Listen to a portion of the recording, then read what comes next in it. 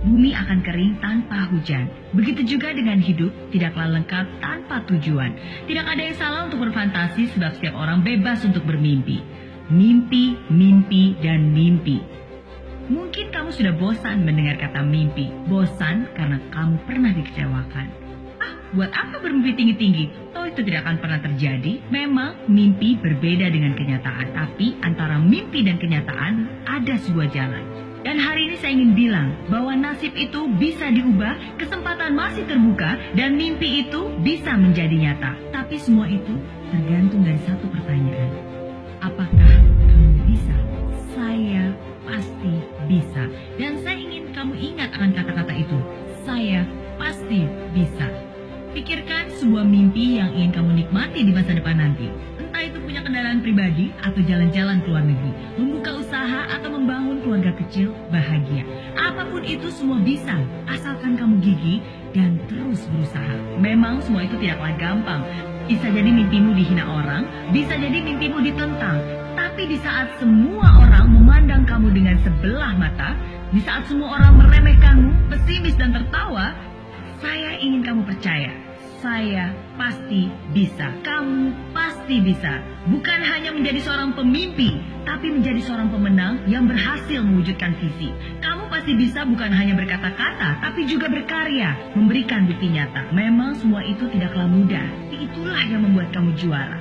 Ketika kamu memberanikan diri untuk melangkah dan mengambil tindakan, kamu akan menemui kesulitan, tantangan, rintangan, godaan, cobaan. Ketika kamu menemui semua itu lalu mengeluh, kamu akan menjadi lemah dan terjatuh. Ketika kamu terjatuh, semua jalan terasa buntu, semua harapan pun runtuh. Tapi sadarlah, itulah ujianmu. Ujian yang harus dihadapi dengan ketegaran hati. Gagal, bangkit lagi. Gagal, bangkit lagi. Gagal, bangkit lagi. Gagal, bangkit lagi. Ingat mimpimu, fokus akan tujuanmu, dan yakinlah semua kesulitan itu pun akan berlalu. Selama kamu masih punya harapan, selalu pasti ada jalan. Selama kamu masih percaya Tuhan, tidak ada yang perlu ditakutkan. Sekalipun badai menghadang, saya ingin kamu bilang, saya pasti bisa. Bukan karena tidak ada rintangan maka kamu optimis, tapi karena kamu optimis, maka kamu akan berani menghadapi semua tantangan.